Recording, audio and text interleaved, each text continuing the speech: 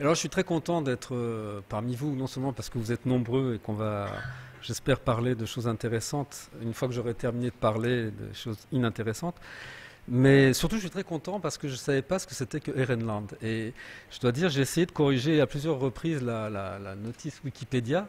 Puis après, je me suis dit, oh, finalement, être né le 7 mai 68, c'est quand même pas mal, ça rajeunit de beaucoup, de beaucoup. Donc je vais laisser ça comme ça. Mais je ne savais toujours pas ce que c'était Ehrenland. Et je dois dire, j'ai même tapé Ehrenland et je ne savais pas. Donc je suis très très content de savoir que je participe à un jeu de rôle que je ne connaissais pas. Bon, alors ceci dit, voilà, bon, on va commencer cette conférence. Alors pour vous rassurer, voilà, il y a 9 pages. Je vais les lire parce que, enfin, vous verrez, si vous me posez des questions, je suis extrêmement volubile. Et mes réponses prennent plus de temps que les conférences. Donc, au moins, vous êtes rassurés de savoir que j'ai un texte, ça va s'arrêter à un certain moment et on pourra parler. Normalement, le texte, il doit faire 30-35 minutes, j'espère, pas plus que ça. Alors, on entend dire tout et n'importe quoi au sujet de la démocratie de nos jours, mais surtout qu'elle est en crise, en échec, en faillite, ou qu'elle provoque une lourde fatigue de la part des citoyens. Certains n'hésitent pas à en faire de la démocratie la source de tous les maux qui accablent les sociétés contemporaines. Abus de l'individualisme, excès de l'égalitarisme, déclin de l'autorité, arasement des valeurs, impuissance des gouvernants, dépolitisation de la jeunesse, fin des nations, mort de la civilisation. Bon, le tableau est plutôt sombre, hein. Mais je vais essayer de l'éclairer un peu en rappelant que si la démocratie est une forme de régime politique, elle est aussi un principe. Ce principe, c'est celui de l'égalité absolue entre citoyens. Alors, je fais juste une petite pause. Ce principe, c'est donc dans le livre que nous avons écrit avec Sandra Logier, qui s'appelle Le principe démocratie. Le principe démocratie, c'est l'égalité absolue entre les personnes. On verra ce que ce principe vaut à vos yeux.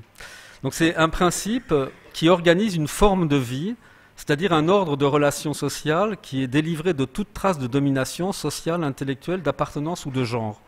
Donc voilà ce que c'est la forme de vie qu'est la démocratie, c'est cette aspiration qu'on a à un ordre de relations sociales délivré de toute trace de domination sociale, intellectuelle, d'appartenance ou de genre, et qui respecte donc l'égalité entre les personnes. Si le régime démocratique peut et doit se transformer constamment pour s'ajuster aux changements qui affectent une société, le principe, lui, a quelque chose d'universel et d'intangible. Donc les choses semblent donc moins dramatiques que ce que clament les pessimistes et les fossoyeurs de la démocratie. Car on peut dire que si on veut améliorer la démocratie ou faire advenir la démocratie, la seule manière de le faire, c'est de reconnaître la démocratie comme forme de vie. Donc si on veut changer la démocratie, c'est au nom de la démocratie qu'on peut le faire. La désaffection des citoyens pour la démocratie est donc partielle. Elle reflète surtout aujourd'hui l'accroissement d'un sentiment, celui d'être dépossédés du droit de décider par et pour eux-mêmes du cours que prend la conduite des affaires publiques qui les concernent. En plus, ce sentiment de dépossession est à géométrie variable. S'il est au maximum lorsqu'il concerne des décisions qui sont prises à un niveau national, voire à un niveau européen, voire même à un niveau mondial, ce sentiment de dépossession est moins fort lorsque les décisions se prennent au niveau local, où une mobilisation bien organisée parvient souvent à faire céder les autorités. Lorsque les citoyens se plaignent de la démocratie, je pense qu'on peut dire que ça touche essentiellement au rapport entre les gouvernants et les gouvernés dans le cadre d'un État ou aujourd'hui de l'Union européenne. Donc il faut noter aussi que le sentiment de dépossession, ça veut dire qu'on peut vouloir retrouver la chose dont on est dépossédé. Donc on n'est pas aliéné complètement. Il y a une différence entre la dépossession et l'aliénation. L'aliénation, c'est que vous ne savez même pas qu'on vous a pris quelque chose. Quand vous êtes dépossédé, vous savez qu'il y a quelque chose qu'on vous a pris, mais vous voulez le récupérer.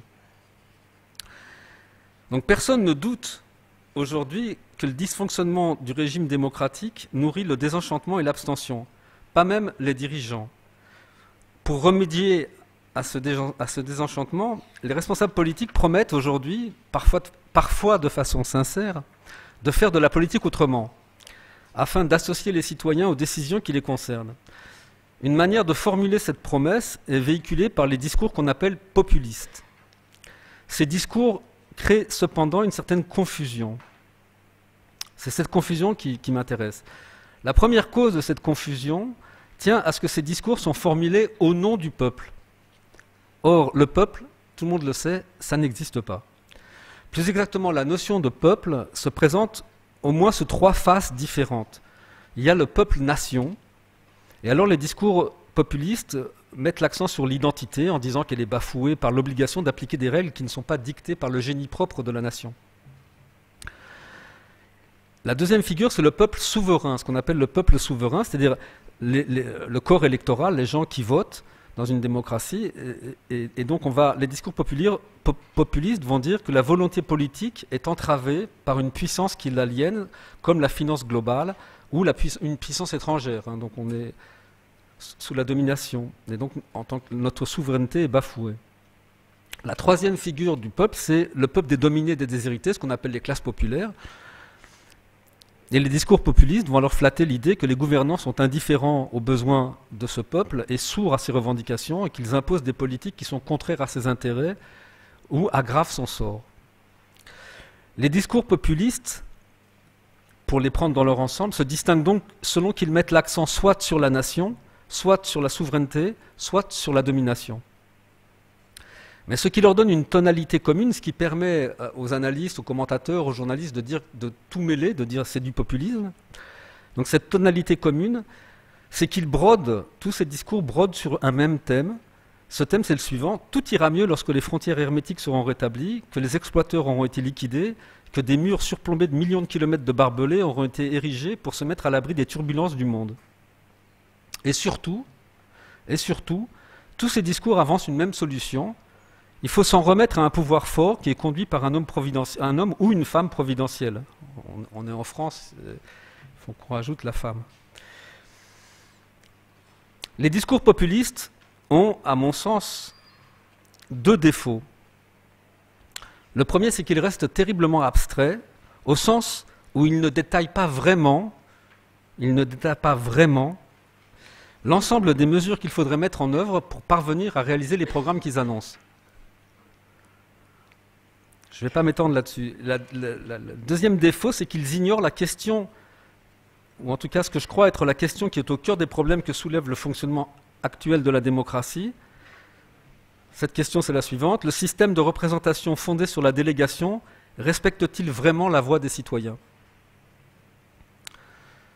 Telles sont les questions que je voudrais aborder ce soir. Je vais d'abord revenir sur le populisme en tant que populisme, pour évoquer ensuite l'action des citoyens en vue de récupérer la démocratie. Comme on dit en anglais, reclaim democracy. Donc, parlons du populisme. Populiste, c'est une qualification qui sert en général à accuser, à disqualifier ou à injurier un concurrent en stigmatisant une manière inacceptable de pratiquer l'activité politique. Ce qui serait inacceptable dans cette manière de faire, c'est de se servir d'arguments qui sont fondés sur le mensonge, la contestation des faits établis, la justification de la discrimination entre les personnes, le dénigrement des élites ou le mépris de l'intelligence. Autrement dit, ce qui est reproché aux populistes, et là je les prends comme je n'aime pas les prendre, c'est-à-dire comme un discours global, c'est d'attiser l'irrationnel et la passion là où devrait régner la délibération et la raison. Bien sûr, ceux qui sont marqués de l'étiquette infamante de populistes ne se privent pas de retourner ce stigmate à leur avantage en revendiquant fièrement le fait de défendre une vision du monde dont le seul défaut est de s'opposer à celle de ceux d'en haut. Je rappelle que ce n'est quand même pas une raison suffisante pour adhérer à ce genre de proposition.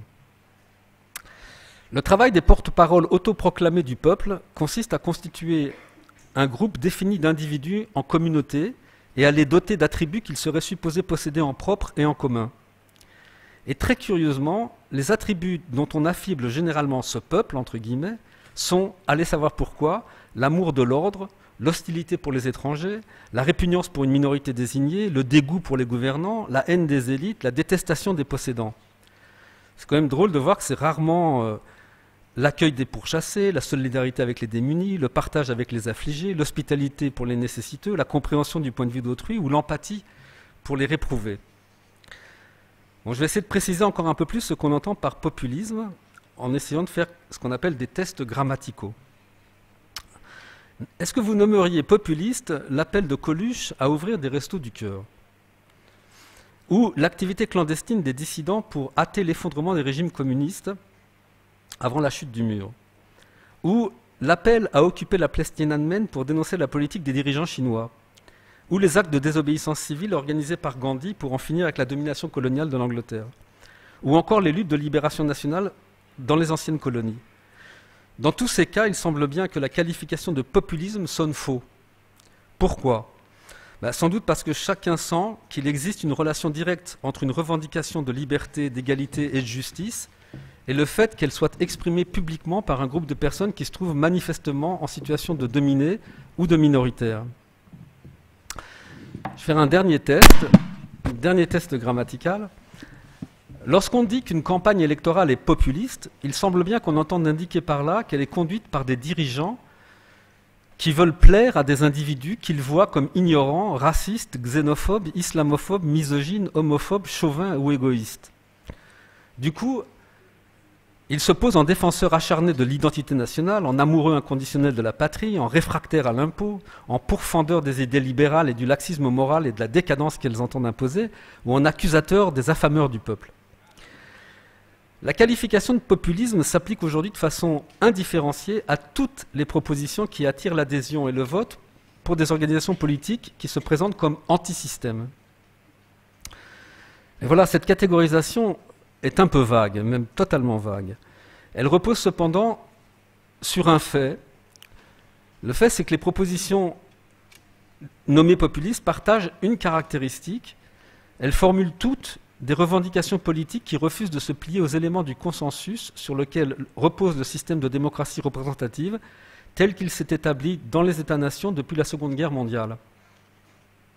Or, ce consensus, qui fut un temps appelé le politiquement correct, porte à la fois sur l'égalité des droits des ressortissants légaux d'un État, les règles de la représentation, le fonctionnement des institutions publiques, l'état des rapports de pouvoir et de propriété, le respect des droits de l'homme, les obligations de la solidarité. Les premiers à s'affranchir publiquement de la déférence vis-à-vis de ces piliers de la démocratie, et même on peut dire de la dignité humaine, sont ceux qui ont fait valoir leur droit à développer ce qu'ils ont appelé une pensée décomplexée. Et il n'est pas difficile de comprendre les dangers que cette pensée fait courir à l'égalité, à la solidarité et à la cohésion sociale. Bon, on verra que tous ces discours populistes ne portent pas les mêmes dangers. Pour l'instant, je voudrais insister sur le fait que la focalisation exclusive sur les propositions formulées par des discours populistes conduit à écarter toute interrogation sur ce que les citoyens pensent vraiment sur la manière dont ils sont gouvernés. Tout, quand on dit un discours est populiste, la seule chose qu'on oublie, c'est qu'on pense aux gens qui portent ces discours, mais tous ces discours oublient de demander aux gens qu'est-ce qu'ils en pensent, eux. Autrement dit, ces discours, ou la focalisation sur les discours des leaders populistes, conduit à ignorer la conception ordinaire du politique et de la démocratie qui habite les citoyens en lui substituant ce qu'en disent ceux qui prétendent parler en leur nom. C'est la même ignorance qu'on retrouve parmi ceux qui dénoncent le populisme. Pour cela, il ne fait aucun doute que les solutions que les populistes proposent sont simplistes, réactionnaires ou simplement odieuses et qu'elles ne sont pas des réponses correctes à des problèmes politiques extrêmement complexes. Mais ce qui est curieux, ce qui est vraiment curieux, c'est la crainte que ces personnes manifestent de ne pas pouvoir freiner l'emprise des discours populistes sur les électeurs. Un peu comme s'ils admettaient que faire entendre la voix de la raison aux citoyens était une cause perdue d'avance. Ce désarroi tient en grande partie à une croyance, la croyance de ceux qui dénoncent le populisme. Eux, ils croient à la sensibilité du peuple, aux démagogues qui font appel à ses affects et à ses pulsions les plus basses. Souvent, cette croyance leur fait oublier que la critique que les citoyens adressent au régime démocratique est alimentée par l'observation quotidienne du fait que ces régimes ne parviennent plus aujourd'hui à remplir leur projet social, c'est-à-dire celui de l'égalisation des conditions et des chances, le projet émancipateur de la démocratie, c'est-à-dire celui de l'éducation, de la santé, de la sécurité pour tous, et le projet politique de la démocratie, qui était celui du contrôle par les citoyens de l'action des gouvernants. Donc il est très commode de prêter tous les défauts à la démocratie, et cela d'autant plus que l'élection est devenue à peu près partout dans le monde, la forme dominante, si pas exclusive, de légitimation d'un pouvoir. Bien sûr, on sait que tous ces scrutins ne sont pas marqués par une compétition à armes égales entre les partis. J'entends par là en Russie, en Afrique, en Asie. Bon. Donc il y a là des scrutins qui se tiennent, des élections, mais on sait bien qu'elles sont bien souvent truquées. Donc tous ces scrutins ne sont pas marqués par une compétition à armes égales entre les partis, par l'honnêteté des moyens qui sont mis en œuvre pour convaincre les électeurs et par la liberté et la sincérité du vote. N'empêche, la multiplication des démocraties, entre guillemets, sur la surface du globe renforce l'idée que le passage par les urnes ne change pas grand-chose au rapport de pouvoir et continue à maintenir les faibles sous la férule des puissants, en écornant les espoirs qui sont placés dans les progrès qui devraient normalement suivre l'avènement d'une démocratie. Qui peut encore affirmer posément que les peuples ont quelque chose à gagner à la démocratie, tant en matière d'égalité de droits, de souveraineté nationale, de destin de l'humanité ou de préservation de la vie sur Terre? Oui, mais tout cela n'explique pas la facilité de langage qui conduit aujourd'hui à mettre toutes les critiques de la démocratie dans le même sac, celui du populisme.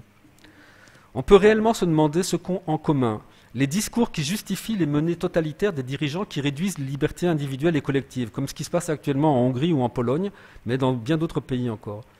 Qu'est-ce qu'il y a de commun avec les éructations des pourfendeurs des étrangers ou des tenants du grand remplacement, comme les partis d'extrême droite ou les partis islamophobes?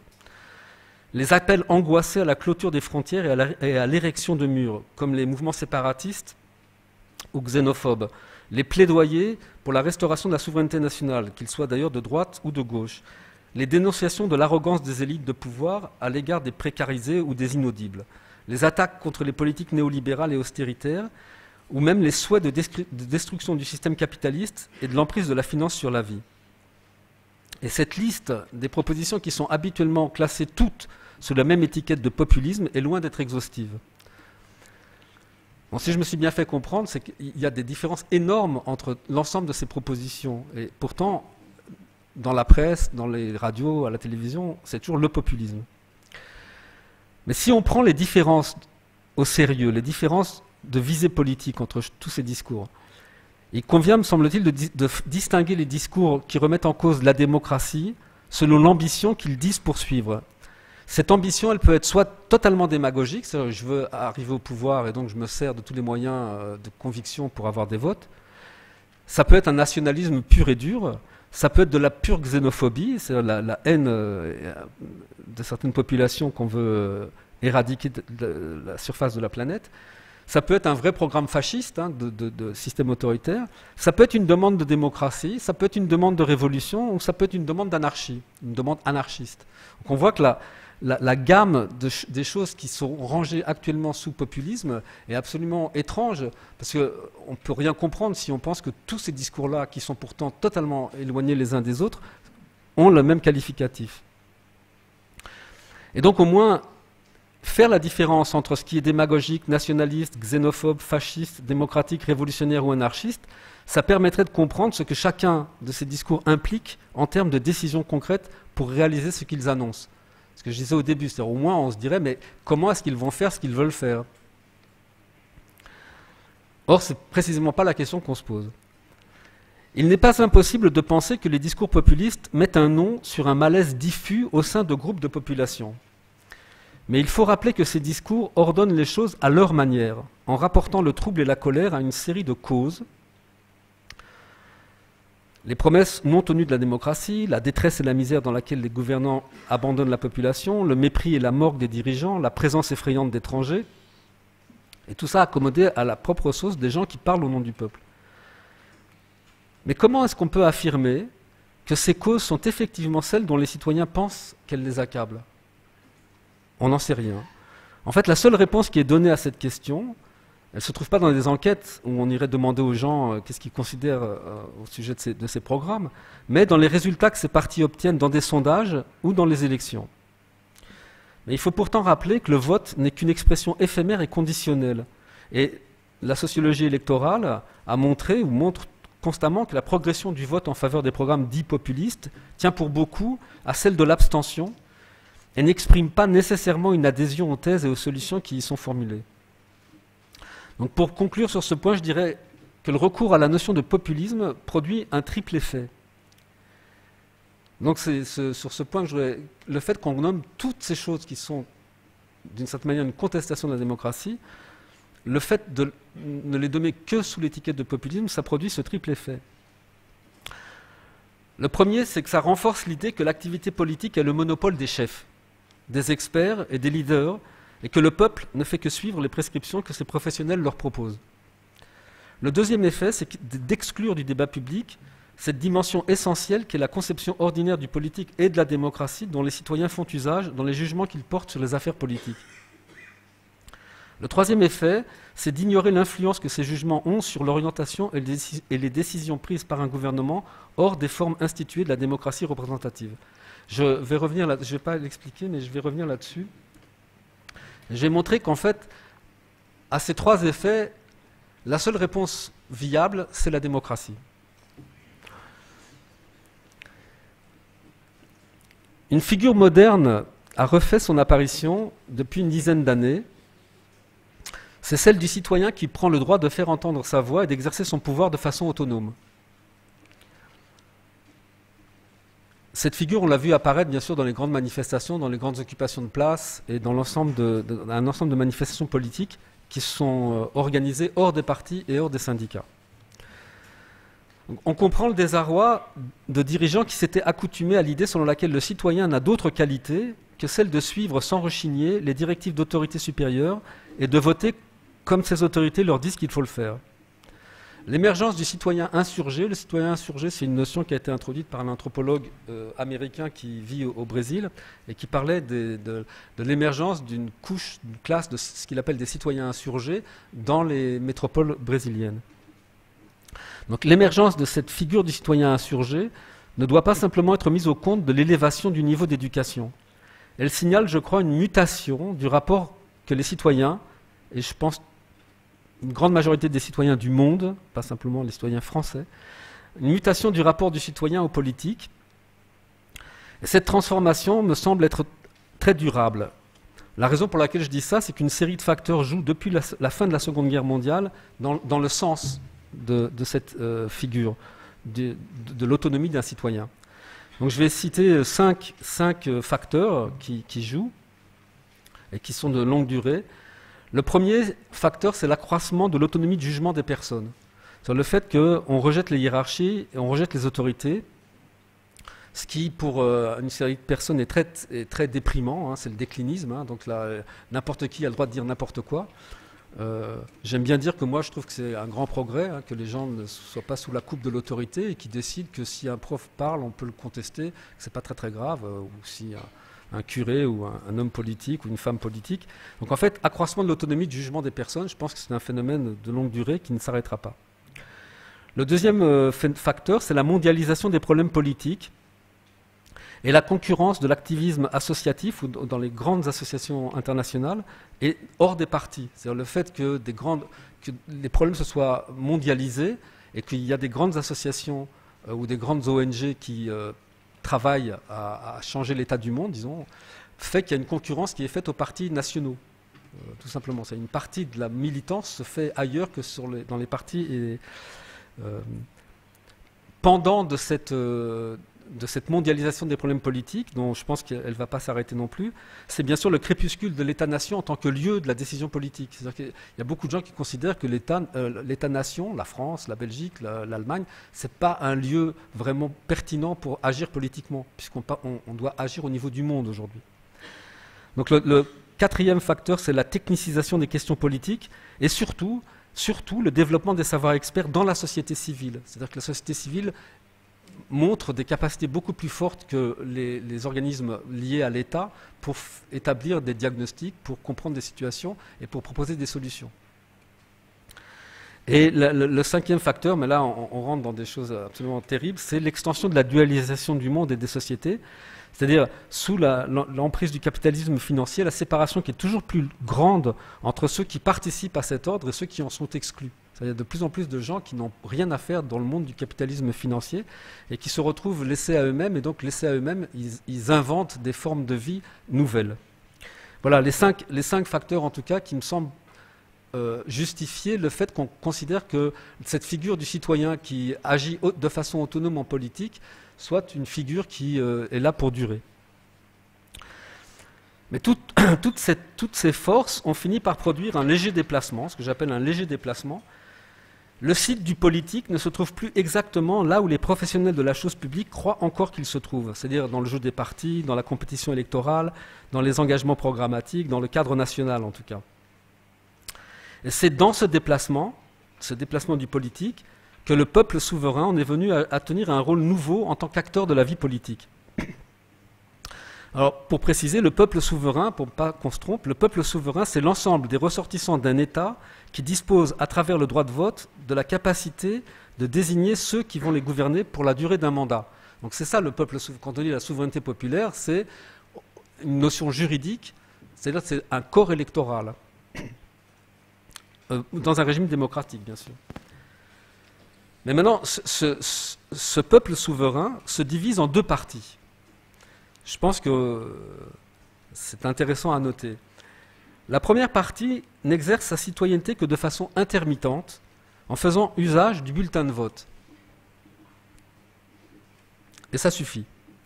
La seconde partie, qui reste toujours minoritaire pour l'instant, elle est composée de personnes qui sont informées, concernées, et qui participent activement au débat et à l'action publique et rentrent dans des mouvements de protestation.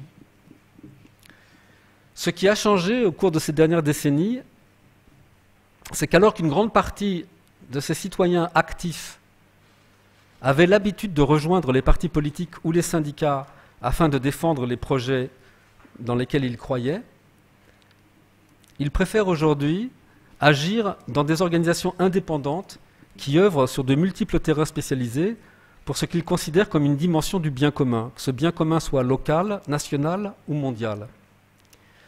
Les milieux dirigeants ont déjà pris acte de ce phénomène, qui est traduit par la désertion des partis. Il y a de moins en moins d'adhérents aux partis politiques. Ça ne veut pas dire qu'il y a de moins en moins de gens qui sont politisés. Il y a de plus en plus de gens politisés, mais hors des partis et hors des syndicats. Donc il n'est pas rare, en effet, de constater que les dirigeants jugent nécessaire d'associer plus étroitement les citoyens à l'administration des affaires publiques, c'est-à-dire de mettre en place des dispositifs de concertation. Et je parle bien des milieux dirigeants, c'est-à-dire du gouvernement, des gens qui siègent au sommet, donc, qui ont bien compris qu'il fallait associer plus étroitement les citoyens à l'administration des affaires publiques, mettre en place des dispositifs de concertation, de participation, d'instaurer des primaires au sein des partis, par exemple, qui est une révolution totale. Ça semble passer pour allant de soi aujourd'hui, mais le fait d'instaurer des primaires, ça fait éclater, ça fait exploser la notion même de parti politique. C'est-à-dire que ce que vous voyez à la télévision, en fait, avant, c'était dans des congrès que les partis organisaient entre eux. Un parti définissait sa ligne à l'intérieur de lui-même. Aujourd'hui, c'est à la télévision qu'on le fait. Donc oui, de modifier les règles d'adhésion et de fonctionnement des partis et des syndicats. Par exemple, si vous avez suivi ce qui s'est passé en Angleterre, c'est le fait d'avoir modifié la règle d'adhésion à un parti. Il fallait payer 2 €, enfin même Ségolène Royal avait fait ça en France, mais dans le Labour, on a abaissé l'adhésion à des sommes dérisoires, ce qui a fait que la jeunesse est venue envahir le Labour et a voté, a fait passer un candidat qui est une espèce de personnage détesté par l'ensemble de l'establishment du parti, mais contre lequel on ne peut rien faire puisqu'il a la masse des adhérents pour lui. Donc le parti, maintenant, c'est le plus grand parti d'Europe, il fait 500 000 adhérents. Le Parti socialiste fait 85 000 adhérents ici, et les Républicains, 120 000 peut-être, quelque chose comme ça. Donc voilà, eux, ils se flattent d'être devenu le plus grand parti parce qu'il a été simplement envahi par la jeunesse et qui maintenant dispose de ce parti. Bon, on verra l'avenir. Bon, ensuite aussi, pour aller plus vite, de donner des gages d'honnêteté et de transparence. Les dirigeants essaient de donner des gages d'honnêteté et de transparence, et surtout ils s'engagent vraiment à faire de la politique autrement, sans qu'on sache vraiment qu'est-ce que ça veut dire dans leur tête. Mais ces mesures visent plus à mettre un peu d'huile dans des rouages roués qu'à confier au peuple les rênes du pouvoir. C'est ce constat qui conduit les citoyens à imaginer des formes d'action politique autonomes qui se situent hors de ces rouages rouillés. C'est ce qui se découvre dans la multiplication des manifestations de rue, des grèves sauvages, des actes de désobéissance civile, des occupations de territoire, des émeutes, ou aussi dans le retrait dans un mode de vie qui s'organise à l'écart des débats de la politique. C'est tous les gens qui montent des communautés, qui ne s'intéressent plus à ça, mais qui veulent vivre tranquillement. Alors je vais mettre l'accent pour la fin de cette conférence sur une chose, un de ces phénomènes. Donc il y a beaucoup de phénomènes dans lesquels les gens manifestent leur autonomie politique. Et il y en a un qui me plaît beaucoup, que je suis actuellement, et c'est sur celui-ci. Donc ce n'est pas le seul, mais celui-ci m'intéresse, et donc je vais en faire la publicité. Donc, la dernière manifestation d'indépendance politique des citoyens est la création de nouveaux partis dont l'ambition est de participer à la compétition électorale et de donner l'occasion à des citoyens ordinaires d'investir le Parlement afin de se saisir de la définition des politiques publiques, de la fabrication de la loi et du contrôle de l'action des gouvernements. Bon, les plus connus de ces créations, c'est bien sûr les Cinque Stelle en Italie, Syriza en Grèce, Podemos en Espagne et bien d'autres. Mais je vais passer. Donc un mouvement se dessine actuellement et s'étend qui vise à réhabiliter le recours à la procédure électorale dans le cadre d'une démocratie représentative en transformant ce recours en moyen de poursuivre la lutte qui est menée dans les rassemblements. Donc les rassemblements, c'est la notion que j'ai inventée pour nommer l'ensemble des occupations de place. Hein. Donc je renvoie au livre que Sandra et moi on a écrit, donc le principe démocratie. Donc c'est s'emparer de la procédure électorale, c'est donner un prolongement au rassemblement et imposer des changements que l'occupation de la rue n'a pas réussi à obtenir. Ce regain d'intérêt pour la procédure électorale est encouragé par une série d'initiatives qui ont suivi le cycle de protestation qui a débuté en 2011, donc à Tunis, comme par exemple la réussite du processus constituant en Tunisie, la rédaction collective de la Constitution islandaise, le succès électoral du mouvement 5 étoiles en Italie, qui est aux portes du pouvoir aujourd'hui, la création de Podemos en Espagne, la victoire de Syriza en Grèce, les progrès des listes citoyennes aux élections municipales en France, l'obtention d'une minorité de blocage par le HDP au Parlement grec, le virage à gauche du Labour en Grande-Bretagne. Cette démarche est aussi actuellement au cœur, et c'est une chose à laquelle je m'intéresse beaucoup, elle est au cœur de la stratégie qui est mise en œuvre aujourd'hui par les responsables d'Occupy Wall Street pour investir le Parti démocrate et ne pas avoir une candidate comme Hillary Clinton. Donc la stratégie qui est poursuivie aujourd'hui massivement, c'est de faire comme le Labour, c'est investir le Parti démocrate et gagner les prochaines élections au Congrès pour le Parti démocrate avec un programme à la Bernie Sanders. Pour ceux qui connaissent, je vais pas, enfin on pourra en rediscuter. Et ce qui est étrange dans ce cas-là, c'est que ces dirigeants de Occupy Wall Street prennent exemple sur ce que le Tea Party a fait, c'est-à-dire le parti d'extrême droite, enfin l'extrême droite américaine, qui a investi le Parti républicain. Et le résultat de la prise du pouvoir au sein du parti, ça a été Donald Trump. Et donc, ce que je dis là, c'est juste ce qu'ils disent. Hein. Ils disent, voilà, il faut qu'on suive l'exemple du Tea Party et qu'on prenne maintenant en charge le Parti démocrate. Donc, une somme d'expérience est en train de se constituer qui alimente une discussion d'ailleurs qui est mondiale, dont l'enjeu est de définir la forme nouvelle que doit prendre l'exercice de la démocratie. Bon, il n'est pas encore temps de juger l'avenir et la manière dont ces organisations réussiront à modifier les pratiques de la démocratie. Mais ce qu'il s'agit de comprendre pour l'instant, c'est le rapport que ceux et celles qui adhèrent à ce genre de mouvement, ce que j'appelle des partis mouvementistes, entretiennent à la procédure électorale.